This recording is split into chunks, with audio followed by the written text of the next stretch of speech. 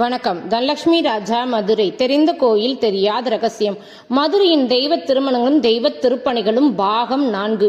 மதுரையின் பாரம்பரிய பெருமையை இந்த ஊர் மக்களின் தெய்வ நம்பிக்கையும் அதன் பெருமறை சொன்னால் மதுரைக்காரண்டா என விசால் சொல்வதனைப் போல கம்பீரமாக மதுரையின் உறவுக்கும் உரிமைக்கும் ஒன்றிணைந்து ஊர் கூடி ஒன்றுபட்டு தெய்வங்களுக்கு திருமணம் நடத்தி விருந்தினை வைத்து தெய்வத்திற்கே மொய்யெழுதிவிட்டு வெற்றிலை பாக்கினை மென்றுவிட்டு வரும் மதுரைக்காரின் பாசக்கார பயபிளைகள் தான். உலக புகழ் பெற்ற மதுரை என்றாலே எங்க அம்மா மீனாட்சி தான். சித்திரை திருவிழா என்றாலே எங்கள் வீட்டு ராஜாத்தி மதுரை ஆளும் மகாராணி திருக்கல்யாணம். இந்த ஆண்டு ஏப்ரல் 27, 28 திருக்கல்யாண திருமண அழைப்பிதழுடன் மதுரை மக்களுக்கு 42 ஆண்டுகளாக திருக்கல்யாண பந்தியினை ஊர் கூடி ஒன்றுபட்டு நடத்தும் கல்யாண விருந்தினை சேதுபதி பள்ளியில் 2 நாட்கள் திருக்கல்யாண பந்தியினை பழமுதிர்ச்சோலை முருகன் திருவருள் பக்தர்கள் சபை டிரஸ்ட் மூலமாக திருக்கல்யாண பந்தியின் சேவைகளை கடந்த 3 ஆண்டுகளாக எங்கள் சேவையாளர் குழுவிற்கு வழங்கி இந்த வாய்ப்பினை கொடுத்து எங்களுக்கு அருள் புரிகிறார்கள்.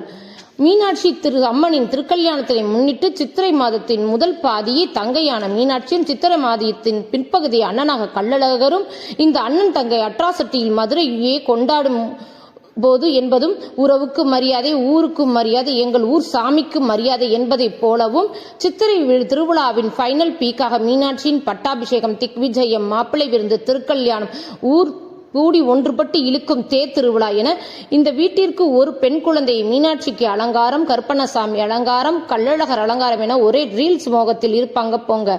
பல்லாக்கு குதிரையில பவனி வரும் மீனாட்சி பாட்டுக்கு இந்த மதுரையே அடிமை என எழுதி கொடுக்கலாம். அழகு, தைரியம், வீரம் எனவும் சந்துக்கு சந்து, வீதிக்கு வீதி, அன்னதானம், நீர்மோர், சர்பத், ரோஸ் மில்க் என மக்களின் மனம் மட்டும் அல்லாமல் வயிறும் நிறைந்து வரும். மதுரையின் ஏப்ரல் 27 அன்று காலை முதல் மதுரை சேதுபதி பள்ளி திருக்கல்யாண பந்தியின் மக்கள் கூட்டமாக பந்திக்கு தேவையான பொருட்களை cycle, 2 wheeler, auto, car, van, lorry என பொருட்களை கொண்டு வழங்குவதும் 1/2 கிலோ பச்சரிசி முதல் மூடை கணக்கில் மக்கள் வந்து அளித்துக் கொண்டே இருந்தார்கள்.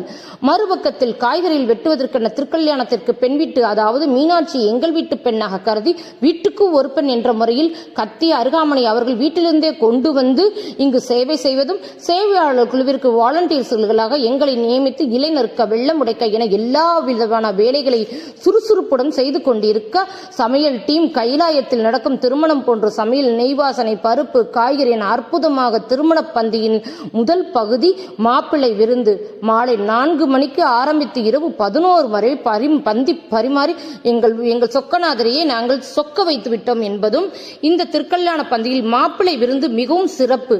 மாப்பிள்ளை விருந்தில் இதை முன்னிட்டே எல்லாருக்கும் முதல்